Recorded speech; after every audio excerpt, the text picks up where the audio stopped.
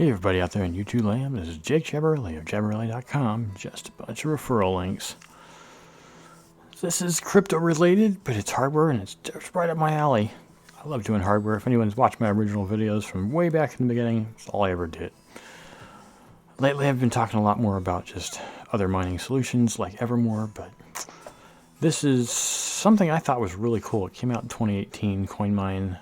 It was really made for the simple man or woman, whoever really just wanted to get into crypto, wouldn't really have to build anything. And honestly, I thought it was brilliant. I'm really disappointed that the company went under. Tried to petition them to give me some access to their software before they went away, but the CEO kind of gave up on it like 2 years ago and moved on to other projects. So I'm, the hardware still exists, and I have a solution for it. And hopefully the people who still own them can utilize this video and still use their machine. So, as you can see here, one of the things that they said was, why don't you just buy our, cute little built-up machine here, and it'll do it all for you, and it'll attach it to an app, and you don't have to really do anything except buy the thing, plug it in, attach the app, and start mining. It was so easy. I mean, the thing that's so funny about all this right here is that this is all the stuff that's inside that box. Their whole point was, it's expensive to set this up, just buy this. And I agree with them. It is way more easy than building a custom rig. You really have to be hardware inclined, or love money, or probably more headache than anything else. You have to love headache, not really money. I love hardware. So there are a few on eBay. If you just search for the Coinmine on eBay, and probably maybe Facebook Marketplace, anywhere people are selling stuff used.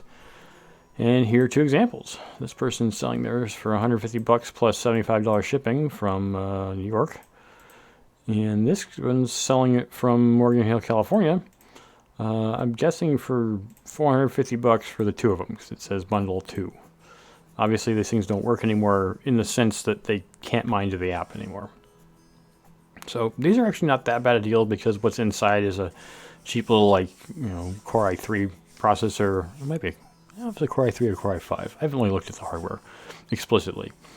But there's a RX 580 in there, unbranded, 8 gig. So it can do something. It's really not worth very much. If we go to, I think the last time I looked at what to mine, it said that the daily production, even on the best coin right now on like Raven, through using like Meowcoin or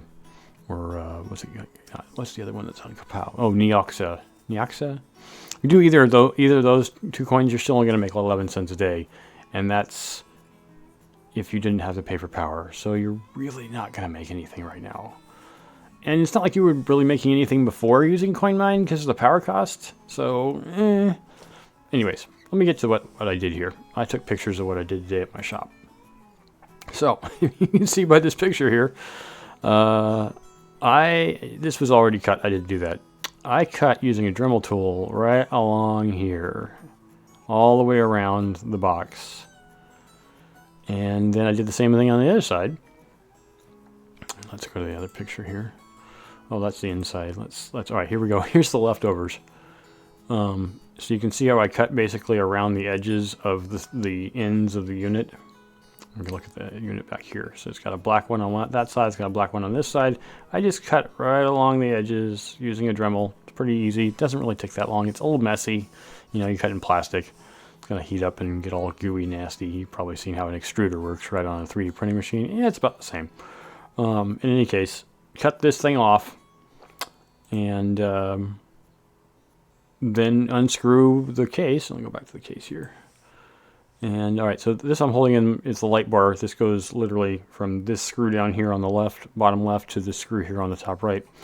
And there's a little 1 terabyte, and I have a picture of it here, but 1 terabyte, not solid state drive, just a regular old hard drive. It's, I would think it's a Western Digital.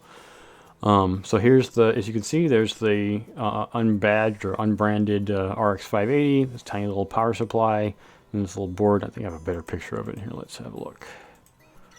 Oh, there's the hard drive. Here we go. It's actually a Coinmine board. There's actually a space right in here for an MSATA if you want to use an MSATA instead of the, regular SATA connector here. This would be lower power, but it's not like power is a problem at the moment. There is a VGA there, and I believe this is a HDMI, so if you want to pull the board out, you could connect to it, but you don't really need to with Hive OS. That's the thing that's kind of cool. So, I don't really have slides or images to show you on how this is set up, but I'm going to try to talk through it. Maybe if you've never done this before, that can help, but I really should make a proper video that really kind of defines the whole concept. Anyways, what I'm trying to get at, you can use USB if you can fit them in this space. Of course, you could just take the board out, but I would leave it in. The neat thing up down here, and I don't really have a good shot of it on the left here, is this little riser, which is what connects the card. I mean, I've been using risers forever, so you could just put a card right in here, but why not use the riser, right? So it's proof they work, in any case. And I think, yeah, that's a RAM stick. So there's one RAM board here, and there's another RAM board here. This is not a powerful system, and then this is the Wi-Fi module right here, which is actually running out to cables that go to the roof of the unit. So actually, yeah, here's the roof right here. There's a connector here and a connector here, and these cables literally go out to those points. So yeah, it's Wi-Fi, and there's an Ethernet cable. I preferred Ethernet. That's just how it was. In any case, so I use Hive OS for pretty much all of my machines that I mine with, and I do have quite a few of them. I know you guys ever watch Bits Be Trippin'. He uses Hive OS too. Carter, he has a lot more machines than I do. Way more. The first I looked, and I don't remember what it was, he used something on the order of like 2,500 cards, which is insane. I have nowhere near that many. I have maybe like 4% of what he has, and I'm just guessing from the last time I knew. In any case, you can download the operating system here. It's just an ISO file. I'm assuming you know what that is. I'm sorry if you don't. I can give a better tutorial about that later. Download the ISO file. Use Rufus, rufus.ie, I think is the website. Let me just pull it up here really quick so you guys can see it. Rufus.ie. No, IE. There it is. All right, so you can download this software. This software will help you put it on anything. You can put it on a flash drive, you can put it on an SSD drive, you can put it on NVMe, MSATA, whatever you want. And just write it straight onto the card or whatever you're using. Plug that in, boot the system. Now you're going to need to figure out what the IP address is because it's going to probably pick one randomly off of your network, right? So I'm assuming you have a router. I'm not going to show you mine, but go find your router, find the IP address for the system by looking on the network. Once you have the IP address, then you can log into it remotely. Now, this is also not something I'm going to show. It's more of a tutorial thing. I'll do that later, kind of the setup for it. But you find the IP address, you log in through SSH Secure Shell, which is just a command line interface. And then the user, which is the default for all these systems, is literally just user, USER. Password. The default password is the number one. Just the number one. That's it. Very simple password. You log in, and then you can see the general interface, the very basic Hive OS interface, which I actually have a picture of in here. I will show you. I think I have the output. No, yeah, this is the output. This is the user website interface. I don't actually have a picture of it in this file, but anyways, I guess what I'm trying to get at is there's a command line user interface that you can then do what I think it's called first run -f, which is literally in the setup. If you look into the setup of how to set up Hive OS, see if it'll let me do it. So here we go. So you can either download the rig, which is what I did. I went in and set up my account with Hive OS or hiveon.com. Downloaded this rig file onto the newly formatted drive that I just created with the Rufus app, which I said, see, that's Rufus right there. And then I just dropped this file right into the folder. Just you open it up, boom, right there in the root of the directory. Just drop rig.config right in there. Obviously, you have to create your setup. And then they show it right here. See, your default login is user 1. Perfect, right there. Obviously, you have to find out what the IP address to get to it. And then you can run the first run -f, and just go through, put in the ID, put in the password that they give you. This stuff is all in the instructions. It's not super difficult. It's one of the things I really like about Hive OS. I actually pay for it because it's so amazing. And you can actually kind of see it in this picture here. It's got a register ID. You put in the ID, you put in your password, and then it's ready to go. And then once you've done all that, you'll be able to see it in their user interface, like this picture back here. So you can see just Beverly Farms. I don't mind showing my IP address because it's local. You're never going to get to that. Shows what version you're on. Shows the version of Hive OS. You know, how the computer itself is doing, how much power it's using. It's not, this power is not 100% accurate. And then of course you got to set up your flight sheet and your wallet, etc., etc. I mean, if you have, this is more for the tutorial. If you haven't seen this before, I can show you in the tutorial. I'll link to that. But anyways, so it does. It has a Radeon RX 580 8GB inside the Coinmine. And then you can kind of see here, it's got this custom Annapurna CRB AMD Corporation motherboard, 4X AMD 8A8. I guess it's not an Intel then. I didn't realize that. Now I know. So AMD APU, and I put in my own 120 gig SSD. It's super cheap. You can get an Inland, that's INLAND, Inland 120 gig SSD off of Amazon for $15. So I bought, like 10 of them for my rigs. It's so easy to get these things so cheap. I mean, they're not the greatest quality, but I don't care. I just need it to work for, a year or something. And if I spent $50 for a year's worth of hard drive space, I don't care. The great thing about Hive OS is all the stuff is stored in the cloud. So all the stuff that's on this operating system, it doesn't matter. If it fails, get another drive, reinstall the operating system, set up another rig, start over again. It can be done in 5 minutes. Well, it depends on how long it takes you to write the drive. But the point is, it's super, super simple. So, Coinmine, these machines are no longer useful. If you don't already have one, you can go buy one pretty cheap. Some people have them.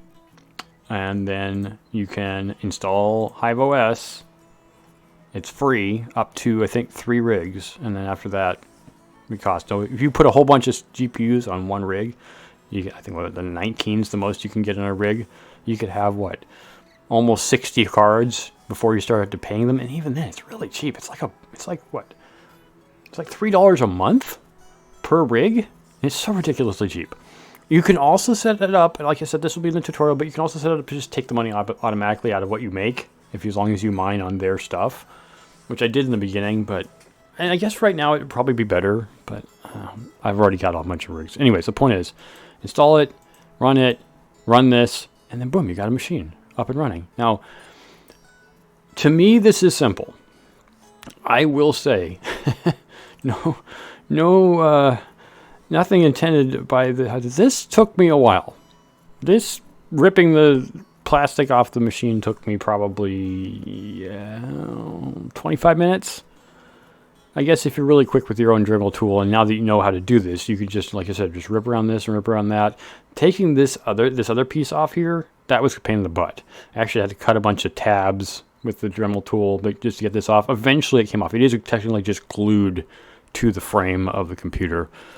So not super difficult to get off, but you don't really need to take the back plate off. You just need to take the top off so you can unscrew the top of the machine. So you can get into it, get to the drive.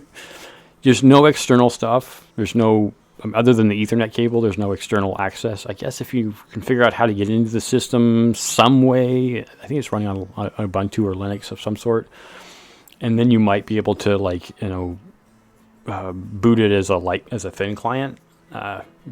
This is just easier, in my opinion. Opening the shell, not easy, but if you could figure out some way of getting into the system, great, more power to you. If you can show me how to do that, I'd love to see it. So I just wanted to show everybody, if you happen to have a Coinmine machine, which I have 2 of, and you know, because for a fact the company's out of business, so you can't get into it anymore, I highly recommend using a free copy of Hive OS install, setting it up, and just running this machine. Now, like I said, as far as power goes, you're not going to make any money. It's not really about that, though. People who are into mining like they were with these machines, well, actually, I guess most people really aren't into the deeper aspects of mining. But I guess what I'm trying to get at is the machines aren't useless.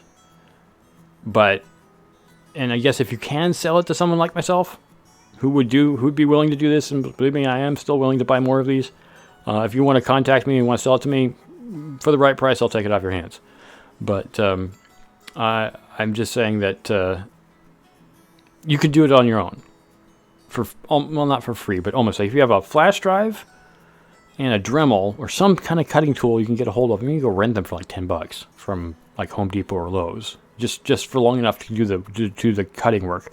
Heck, maybe you just find a friend who has a saw, right? And I don't mean an old-fashioned hand saw. I mean a Dremel type tool or cutting tool that's automated. It would take a while to do it manually. In any case, what I'm trying to get at with all this is the machines aren't dead. They're not useless. And Hive OS makes it super easy. So for free, almost for free, depending upon the tools at hand, you can get a Coinmine One back up and running. So any questions, please leave them in the comments. And I'm perfectly happy to help anybody who has questions about how to make this work, or if I didn't explain enough, I'm still going to make the tutorial on Hive OS. I know there's a lot of information about Hive OS, a lot of questions. I think there's a great forum for it, but half of it's in Russian. And I'm not saying that's bad, I just don't speak Russian. So, or read it for that matter. In any case, thanks for watching. Have questions, leave them in the comments. You can email me, jabberelly@tac.me. I believe it's in my coin tree. So, thanks for watching again, and I'll catch you guys in the next video.